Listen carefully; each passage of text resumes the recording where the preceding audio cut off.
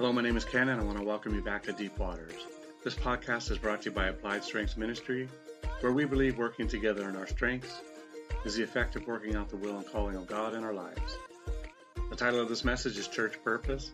This is Series 2, Episode 22 of 28. So we return to defining the fivefold ministry offices. Let me assure you that there are more qualified peeps that have defined these, but I'm just giving you my flavor. Pastors.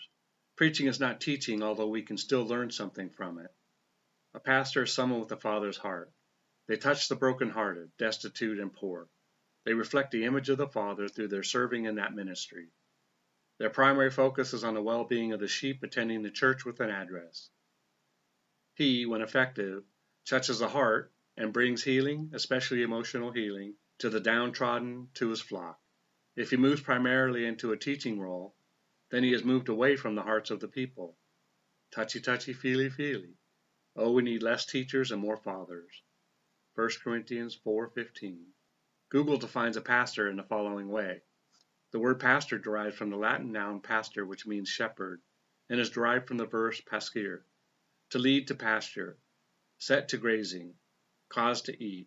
The term pastor also relates to the role of elder within the New Testament, and is synonymous with the biblical understanding of minister. Nice, and I couldn't have said it any better than that. It truly is a father's role. Now, what I hear often is that these guys are doing everything in the church because they are the pastor, and who but the pastor should be taking care of the weeds in the parking lot, right? Well, if you think like that, and unfortunately many Christians do, you as a pastor may deserve it. You should be equipping the saints for the work of ministry, not doing all the ministries. I have seen parking lot miracles, signs, and wonders.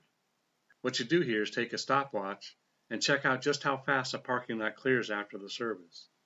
God forbid Joe's Crab Shack is running a special on crustaceans. More of your people may be there than in the service. You know, you can graze later and oftentimes with the pastor and other leaders if they weren't so busy doing what may be your God-assigned ministry. This is truly unacceptable. It keeps the sheep out to pasture instead of getting pastured. I have also seen something quite interesting with this position, which is that sometimes when a pastor becomes really anointed to preach, they get the idea that they should take on another address, another church, in a different community, across the planet, even the moon, as Martians are people too, right? I believe that this is an error and an excuse to avoid equipping the saints for the work of ministry within their own flock. And if they ignore their own flock, what chance does yours have? Leaving your flock unshepherded while attending to another flock doesn't seem to line up. How you or anyone else can pastor more than one address is beyond me, especially if you are really pastoring with the Father's heart. This really is a position that you have to equip others for. You will need more people around you to help carry the load in that location. If you are suddenly called to be an apostle or prophet, then in seeking wisdom and confirmation, be sure you have people in place to continue the work while you are away. Healthy families have one father. Unhealthy families share one father. Teachers. Google states, a biblical teacher provides a biblical education in Christian history to students in private schools and colleges. Their curriculum is usually set by their religious leaders and provides tenets of faith and beliefs unique to their denomination.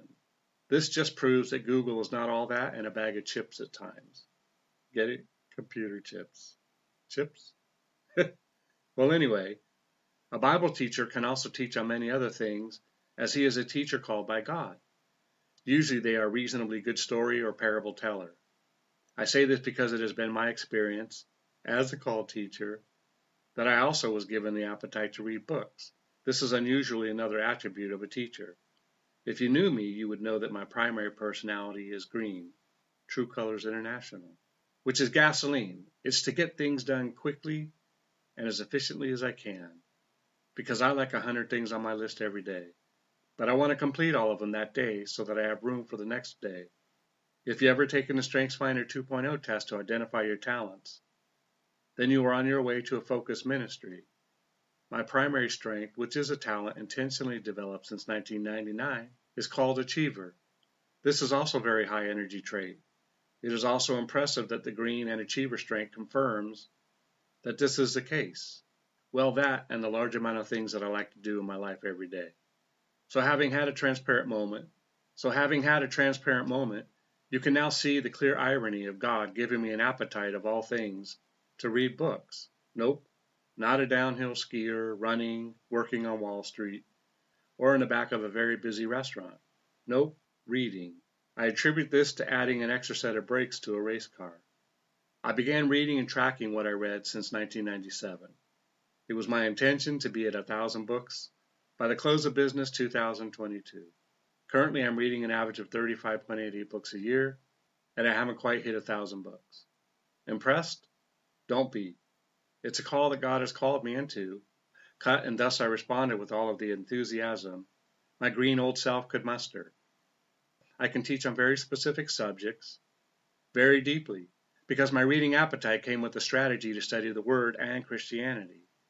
I have read on management and leadership, yes, on psychology and some literature, over 590 books on Christianity and religion, which also included a few books absent of Christianity anything. So you see why I cannot shut up about the things of God? I don't teach at a college and would not want to. I don't teach at a seminary and would not want to. I teach in church, small groups, cell groups, life groups, and now almost exclusively in individual conversations with people, with the exception of this new ministry, which may even include more than my life group did, which at times exceeded 8 people. Thus, this must be close to the new definition of a mega life group. LOL. I did not select this office because I like to teach. Nope. I really didn't because I felt that people were too hard of hearing and few ever really changed. Many wanted to argue facts and differing beliefs. It has at times been a very frustrating journey. Imagine reading so many books and asking God, what's the point? If you see 1,000 plus on my gravestone, pray for me and hope that God thinks that it's as funny as I do. But now that you know my personality, INFJ, you must know that I do not like conflict. I avoid it because I can detect it when the discussion is only about a person wanting to be right or to be in the limelight, and I want neither. And limes are better on street tacos anyway. Proverbs discusses these things much better than I could list them here, so I leave it to you to mine it out. I am a teacher because too many people wouldn't leave me alone about it. I don't know when, but at some point I started to believe them, and when I did, all of the reading and information gathering made sense. Being a data collector for the sake of collecting data puffs up, but as the following scripture states, love edifies. 1 Corinthians 8:1. Now concerning things offered to idols, we know that all have knowledge. Knowledge puffs up, but love edifies. You see how accurately I quoted that verse? I feel more teaching and I see the end of a long journey. In Ephesians 2:20-21, we see that the foundation of the church is built on apostles and prophets. And in 1 Corinthians 12:28, we see that God has appointed these in the church in order: apostles, prophets, and then teachers. Ephesians 2:20-21.